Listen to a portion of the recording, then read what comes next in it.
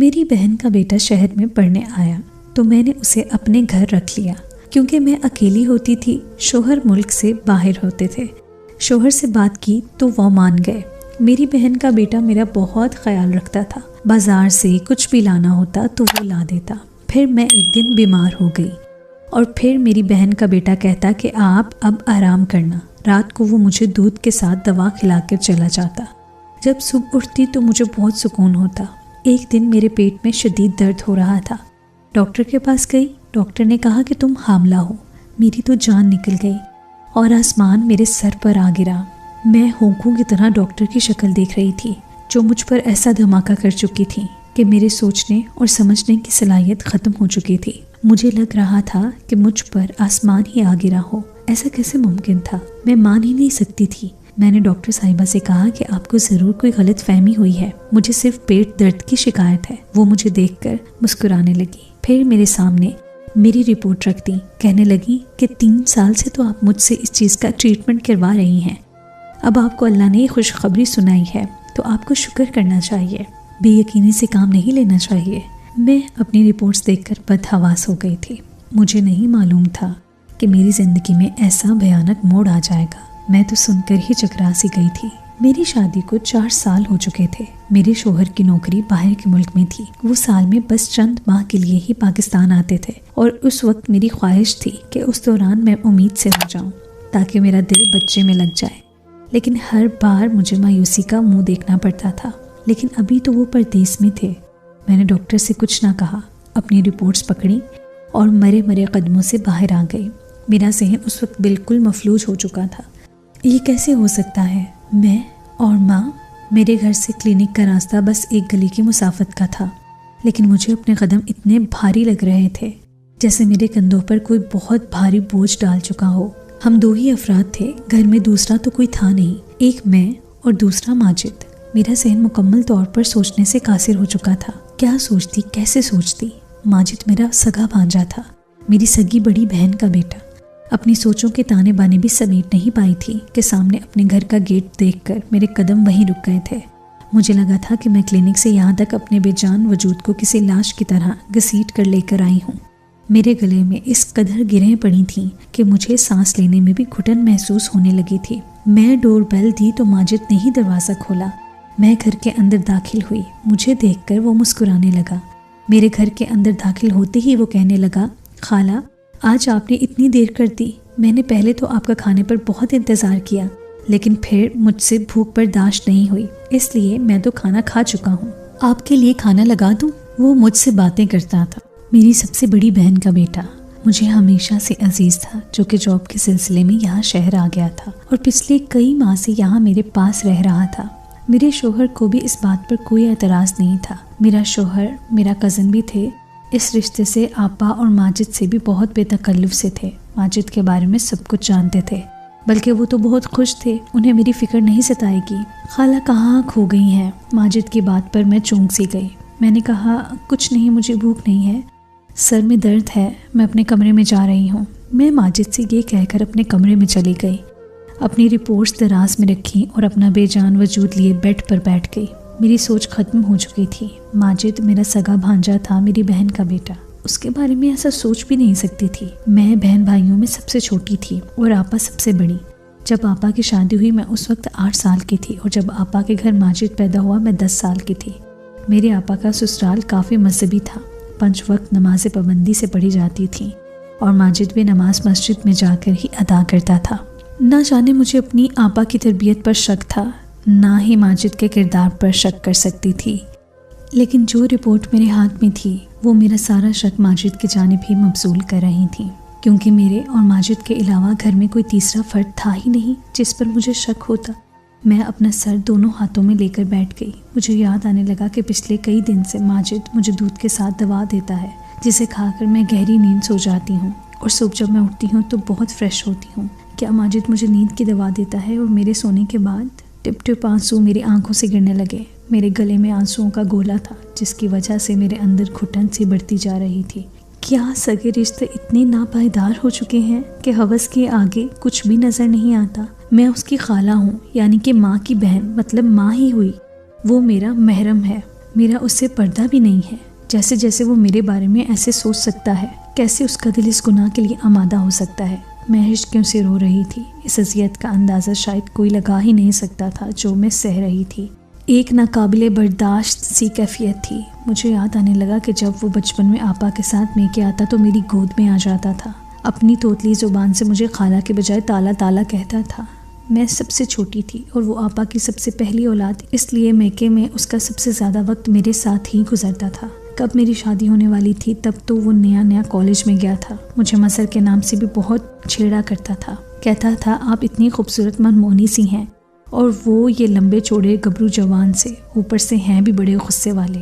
خالہ مظہر انکل آپ کے ساتھ بالکل سوٹ نہیں کریں گی، آپ کے لیے تو کوئی مجھ جیسا اسمارٹ سا لڑکا اچھا لگے گا۔ ہر وقت وہ مجھے مظہر کے حوالے سے چھیڑتا رہتا، ہنستا رہتا، مذاق کرتا تھا۔ میں اسے بس گھورتی رہتی تھی۔ میری اور اس کی انڈرسٹینڈنگ بھی بہت تھی۔ جب وہ یہاں آیا تھا مجھ سے رات دیر تک باتیں کرتا رہتا تھا، ہنستا تھا، مذاق کرتا تھا۔ اب بھی یہی کہتا کہ مجھے لگتا ہے کہ مظہر انکل نے پردیس میں کسی میم سے شادی کر لی ہے، تبھی تو واپس آنے کا نام نہیں لیتے۔ جب میں اسے غصے سے گھورتی تو ہنسنے لگتا۔ اسے دیکھ کر کبھی مجھے ایسا نہیں لگا تھا کہ وہ میرے ساتھ ایسی گھٹیا حرکت بھی کر سکتا ہے۔ میں انہی سوچوں میں گم تھی جب ماجد میرے دروازے پر دستک دے کر اندر آ گیا۔ اب بھی اس کے ہاتھ میں دودھ کا گلاس اور میڈیسن تھی۔ وہ بڑے نارمل انداز میں میرے سامنے بیڈ پر بیٹھ گیا، لیکن اس کے بیڈ پر بیٹھتے ہی میں خوف سے پیچھے ہٹ گئی، جیسے نہ جانے وہ کیا کر دے گا۔ اور یہ ایک فطری سی بات تھی جو کچھ بھی ڈاکٹر سے سن کر آ رہی تھی۔ میری جگہ کوئی بھی اس وقت ایسے ہی خوف کھاتا۔ میں اکیلی اس وقت مسجد کے ساتھ اس گھر میں موجود تھی۔ وہ مجھے یوں خوفزدہ دیکھ کر حیران ہو گیا تھا۔ کیا بات ہے خالہ، اتنا گھبرا کیوں رہی ہیں؟ سب خیر تو ہے نا؟ یہ لیں دودھ پی لیں اور آرام کریں۔ ماجد نے میری طرف گلاس بڑھایا۔ میں نے گلاس اس کے ہاتھ سے لے کر سائڈ پر رکھ دیا اور سخت لہجے میں اسے کہا، جاؤ یہاں سے، مجھے نیند آ رہی ہے۔ کیونکہ میں جانتی تھی اب وہ میرے پاس بیٹھ کر اپنے آفس کے قصے سنائے گا، اور جب تک میری آنکھیں نیند سے چور نہ ہو جائیں گی وہ اٹھ کر باہر نہیں جائے گا۔ میرے سخت لہجے پر وہ گھبرا سا گیا، کچھ حیران بھی تھا۔ کیا بات ہے خالہ، آپ کی طبیعت تو ٹھیک ہے؟ میں تو بس یہی پوچھنا چاہتا تھا، کیا آپ کو تہجد کے لیے اٹھاؤں؟ شاید میرے روکھے لہجے سے وہ پریشان ہوا تھا۔ مجھے اس پر اور بھی غصہ آنے لگا۔ کیسے کیسے ڈرامے وہ میرے سامنے رچا رہا تھا، جیسے بہت معصوم ہو، انجان ہو، بہت نیک کار ہو۔ پہلے تو میرا جی چاہا کہ ایک زور سے تھپڑ اس کے منہ پر مار ڈالوں اور پھر اپنی رپورٹ اس کے سامنے دے ماروں، دیکھو تمہاری شرافت کا ثبوت، اور اس کے دھکے دے کر باہر نکال دوں۔ لیکن میں چاہتی تھی کہ اسے رنگے ہاتھوں پکڑوں، ورنہ وہ مکر جائے گا۔ میرے سر میں درد ہے، مجھے تو بالکل جگانے کے لیے مت آنا، میں سونا چاہتی ہوں۔ میرے اکھڑے لہجے کے سامنے وہ چپ سا تھا اور اٹھ کر کمرے سے دروازے تک چلا گیا۔ آپ آرام کریں، اور ہاں دودھ ضرور پی لیجئے گا، کھانا بھی نہیں کھایا ہوا آپ نے۔ مجھے دوبارہ سے دودھ پینے کی تاکید کر کے وہ کمرے سے باہر چلا گیا۔ میں یہی تو جاننا چاہتی تھی کہ دودھ اور دوا کھلا کر یہ کون سا گھنونا کھیل میرے ساتھ کھیلتا ہے۔ میں نے وہ دودھ کا گلاس لیا اور اس کھڑکی سے باہر پھینک دیا جو باہر گلی کی طرف کھلتی تھی، اور میڈیسن بھی دراز میں رکھ کے لائٹ بند کر کے کمرے میں سو گئی۔ اب مجھے اس وقت کا انتظار تھا جب ماجد میرے کمرے میں آتا۔ 1 گھنٹہ گزر چکا تھا لیکن میرے کمرے میں کوئی نہیں آیا تھا۔ اس کا انتظار کر کر کے تنگ آ چکی تھی اور مجھے نیند بھی آنے لگی تھی، اس لیے سوچا کہ خود ہی دیکھ آؤں کہ وہ کیا کر رہا ہے۔ میں اٹھ کے اپنے کمرے سے باہر نکلی تو لاؤنج بھی خالی سا تھا۔ سامنے کا کمرہ ماجد کا تھا۔ میں نے دھیرے سے جب اس کے کمرے کا دروازہ کھولا تو میرے ہوش ہی اڑ گئے۔ میں نے اس کے کمرے کا دروازہ دھیرے سے بند کر دیا اور دبے پاؤں اپنے کمرے میں آ گئی۔ میرے ذہن وہ واقعات گزرنے لگے جب آپا کا مجھے پہلی بار فون آیا تھا۔ کہنے لگی ماجد شہر میں نوکری کرنا چاہتا ہے، لیکن تم جانتی ہو کہ میں اس حق میں نہیں کہ اسے ہاسٹل میں رہنے کی اجازت دوں۔ کئی قسم کے نوجوان ہوتے ہیں، میرا ماجد سیدھا سادہ سا ہے، کہیں غلط لوگوں میں نہ پھنس جائے، سگریٹ اور دوسرے نشے کا عادی نہ ہو جائے۔ تم تو جانتی ہو کہ ہم نے کیسے اس کی تربیت کی ہے۔ میرا بچہ تہجد گزار ہے، لیکن جہاں لڑکے رہتے ہوں وہاں 100 برائیاں ہوتی ہیں، اس لیے اگر تم اسے اپنے گھر میں رکھ لو تو مجھے اطمینان رہے گا۔ اس وقت تو میں نے بڑی ہی فراغ دلی دکھاتے ہوئے حامی بھر لی تھی کہ ماجد میرا بھانجا ہی نہیں بیٹا بھی ہے۔ ظاہر ہے وہ میرا سگا بھانجا تھا، اور بھانجے اور بیٹے میں کوئی فرق نہیں ہوتا۔ میرا سر درد سے پھٹنے لگا۔ میں ایک بہت تکلیف دہ اذیت سے دوچار تھی۔ میرا بھانجا اس وقت اپنے کمرے میں بیٹھا سگریٹ پی رہا تھا۔ اس کی میری طرف پشت تھی، اس لیے وہ اس بات سے انجان تھا کہ میں اسے سگریٹ پیتے دیکھ چکی ہوں۔ میں دھیرے سے اس کا کمرہ بند کر کے اپنے کمرے میں لوٹ آئی۔ مجھے 100% یقین تھا کہ یقیناً وہ نشے والا سگریٹ پینے لگا ہے، جبھی اسے رشتوں کا تقدس نہیں رہتا۔ مجھے سمجھ نہیں آ رہی تھی کہ میں کیا کروں اور کیا نہ کروں۔ اپنے آپا سے کیوں کہوں کہ ماجد کس قسم کا شخص ہے؟ میری آپا دل کی مریضہ ہیں، اگر وہ یہ سچ جانتی کہ ماجد نے میرے ساتھ کیا کیا ہے شاید سنتے ہی مر جاتی، لیکن میں سوچ سکتی تھی کہ ماجد کو صبح ہی کہہ دوں گی کہ وہ اپنی رہائش کا انتظام کہیں اور کر لے، میں اسے اپنے گھر پر نہیں رکھ سکتی۔ میں نے اپنا کمرہ لاک کیا اور سو گئی۔ صبح میرا دروازہ بڑی زور سے دھڑدھڑایا گیا، میں چون کر اٹھی۔ جب میں نے دروازہ کھولا سامنے دیکھا ماجد مجھے بہت غصے سے دیکھ رہا تھا۔ دروازہ کیوں لاک کیا تھا آپ نے خالہ؟ اس کا مجھ پر روب چبا کر پوچھنا تو مجھے تپا کے رکھ دیا۔ وہ ہوتا کون تھا مجھ سے اس لہجے میں بات کرنے والا؟ اسے شاید تکلیف اس بات کی ہو رہی تھی کہ اس کا راستہ میں نے بند کر دیا تھا۔ جو وہ گناہ میرے ساتھ کر رہا تھا شاید اس کی طلب نہ پوری ہونے کی وجہ سے وہ یوں اکھڑ کر مجھ سے بات کر رہا تھا۔ میں نے کہا کہ تم ہوتے کون ہو مجھ سے یہ پوچھنے والے؟ میری بھی بلند اور سخت لہجے کو سن کر وہ کچھ حیران ہوا، پھر نرم لہجے میں بولا، خالہ رات کو آپ کی طبیعت ٹھیک نہیں تھی، مجھے آپ کی فکر تھی، میں کب سے دروازے پر دستک دے رہا تھا، لیکن جب آپ نے جواب نہیں دیا تو میں پریشان ہو گیا کہ کہیں آپ بے ہوش نہ ہو گئی ہوں، اس لیے میں نے دروازہ کھولنا چاہا تو وہ لاک تھا، اس لیے میں پریشان ہو گیا تھا۔ آپ پلیز دروازہ لاک مت کیا کریں۔ مجھے اس کی جھوٹی فکر مندی اور دکھلاوے کی پریشانی دیکھ کر اس پر شدید غصہ آیا۔ میں نے کہا کہ میری فکر تمہیں کرنے کی کوئی ضرورت نہیں ہے، میں نے تلخ لہجے میں کہا اور اپنے کمرے سے باہر نکل گئی۔ اپنے لیے ناشتہ بنایا اور کر کے اپنے پڑوس میں اپنی ایک سہیلی کے گھر چلی گئی۔ میرے پڑوس میں بھی ایک میری عمر کی خاتون رہتی تھی، شادی شدہ بچوں والی تھی۔ جب بھی میرے میاں بیرون ملک جاتے وہ عورت بہت خیال رکھتی تھی، میری اس سے دوستی بھی بہت تھی، اس کے شوہر بھی مجھے چھوٹی بہن جیسا سمجھتے تھے۔ جب بھی بازار سے سودا سلف لینے جاتے تو مجھ سے پوچھتے کہ بہن کچھ منگوانا ہو تو بلا تکلف بتا دو۔ میں نے اکثر ہی ان سے سودا منگوا لیا کرتی تھی، لیکن جب سے ماجد آیا تھا میں ہر کام ماجد سے ہی کہتی تھی۔ اس وقت تو مجھے اپنے پڑوس زاہدہ سے یہ کام تھا کہ مجھے اپنا ابورشن کروانا تھا۔ میرے میاں 2 ماہ بعد آنے والے تھے، میرے پاس اس گناہ کو ختم کروانے کے علاوہ کوئی دوسرا راستہ نہیں تھا، لیکن مجھے یہ نہیں سمجھ آ رہی تھی کہ زاہدہ سے کہوں گی کیا، نہ جانے وہ میرے بارے میں کیا سوچے گی، لیکن مجھے کسی نہ کسی عورت کو تو اعتماد میں لینا تھا بنا سچ بتائے۔ مجھے یہ قدم اٹھانا ہی تھا کیونکہ اگر آپا کو میں سچ بتاتی تو وہ سہ نہ سکتی، اگر شوہر سے سب کچھ کہتی تو وہ مجھے کبھی اپنے نکاح میں نہ رکھتا، میرا گھر برباد ہو کر رہ جاتا۔ میں جس اذیت ناک کشمکش کا شکار تھی کہ میں ہی جانتی تھی۔ میں نے زاہدہ سے کہا کہ میرے پیٹ میں رسولی ہے، مجھے اس کا آپریشن کروانا ہے، اس لیے وہ میرے ساتھ ڈاکٹر پر چلے۔ وہ میری بات مان گئی۔ میں اپنی ڈاکٹر کے پاس نہیں گئی تھی جس سے کئی سالوں سے علاج کروا رہی تھی، بلکہ ایک نئی لیڈی ڈاکٹر کے پاس گئی اور اس سے کہا کہ وہ میرا ایک کام رازداری سے کر دے تو میں اسے ٹھیک ٹھاک پیسے دے دوں گی۔ وہ لیڈی ڈاکٹر مان گئی، لیکن اسی رات میرے ساتھ کچھ ایسا ہوا کہ میری روح لرز کر رہ گئی۔ میں رات کو گھر آتے ہی ماجد سے کہہ دیا کہ میں تمہیں مزید اپنے گھر پر نہیں رکھ سکتی، اس لیے 2-3 دن میں وہ اپنی رہائش کا جہاں چاہے انتظام کر لے۔ میری بات سن کر وہ حیران سا ہو کر رہ گیا۔ خالہ یہ آپ کیا کہہ رہی ہیں؟ میں کیوں آپ کو چھوڑ کر جاؤں گا؟ میرا مسئلہ نہیں ہے، میں تو کہیں بھی رہ لوں گا، لیکن آپ اکیلی کیسے رہیں گی؟ مجھے ماجد کی میرے لیے فکر مندی بھی کھل رہی تھی۔ میں نے کہا میں تمہارے آنے سے پہلے اکیلی ہی رہ رہی تھی، بہرحال چند دن میں اپنا انتظام کر لو۔ وہ جواباً کچھ نہیں بولا، لیکن چہرے سے پریشان ضرور لگ رہا تھا۔ میں اپنے کمرے میں آ کر سو گئی۔ میں سو رہی تھی، میرا کمرہ لاک، اب میں کمرہ لاک کر کے سوتی تھی۔ کچھ ہی دیر میں میں نیند کی غنودگی میں جانے لگی، پھر مجھے کچھ ہوش نہیں رہی تھی۔ رات کو جب میری آنکھ کھلی تو مجھے لگا میرے برابر میں کوئی سو رہا ہے، لیکن میرے کمرے میں بہت اندھیرا تھا، اتنا اندھیرا کہ میں اس شخص کو دیکھ نہیں پا رہی تھی، بس یہ نظر آ رہا تھا کہ میرے برابر کوئی سو رہا ہے۔ میں بری طرح سے ڈر گئی تھی، مجھے جلد بازی میں کچھ نہ سوجی تو میں چلانے لگی، لیکن اگلے ہی لمحے میرے برابر لیٹا شخص اٹھ کر بیٹھ گیا۔